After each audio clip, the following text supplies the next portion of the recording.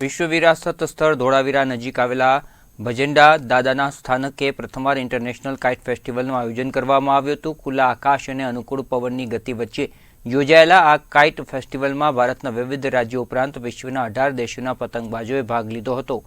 UK, Russia, Greece, Philippines સહિતના દેશોમાંથી આવેલા પતંગબાજોએ અવનવા અને આકર્ષક પતંગો ઉડાડી ધોળાવીરાના આકાશને રંગબેરંગી બનાવી દીધું હતું।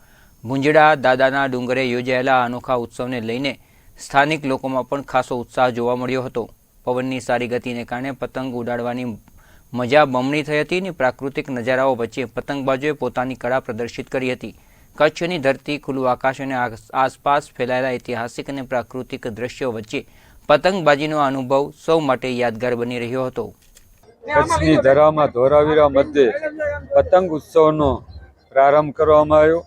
આપણા દેશમાંથી પણ અલગ અલગ રાજ્યોમાંથી પતંગ ઉત્સવ માટેના અહીંયા ઘણા જ લોકો આવ્યા છે અને આઉટ ઓફ કન્ટ્રી ઓછામાં ઓછા 14 થી 15 આઉટ ઓફ કન્ટ્રી અલગ અલગ દેશોમાંથી પણ અહીંયા પતંગ ઉત્સવમાં જ્યારે ભાગ લઈ રહ્યા છે।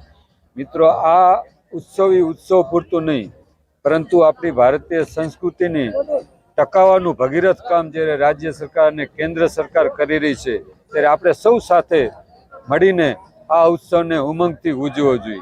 મિત્રો, પતંગ છે એ માણસના જીવન સાથે પણ સંકળાયેલું છે। પતંગ જ્યારે એને પવનમાં ચગાવવામાં આવે છે ત્યારે અનેક સંકટોમાંથી એને એ સ્થિરતા રાખવી પડે છે।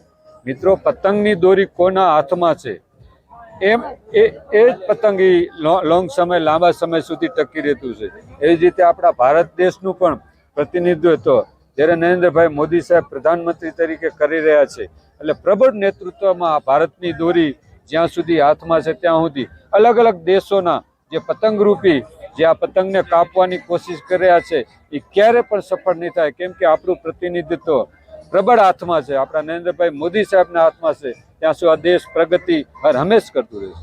કાઇટ ફેસ્ટિવલમાં આવ્યા છીએ અને ધોળાવીરાથી આગળ હવે ઢોરડો આગળ જઈ રહ્યા છે વ્હાઇટ રણમાં। અહીંયાનો માહોલ જોતા એવું છે કે વ્યક્તિએ પર દીઠ આવવું જ જોઈએ। અહીંયા હરેક દેશના બધા અલગ અલગ પ્રેમીઓ આવ્યા છે, પતંગના ચાહતે કોઈ અહીંયા આવવું જ જોઈએ। અહીંયાનો માહોલ એવો છે કે આપણને લાગતું જ નથી કે ભાઈ બહાર ગામનાથી એ માણસો આવેલા છે, આઉટ ઓફ ઇન્ડિયાથી એ બધા આવેલા છે, જે આપણી અહીંયાની જે પ્રાચીન સંસ્કૃતિ છે એને અપનાવીને પતંગનો રસ રહી રહ્યા છે।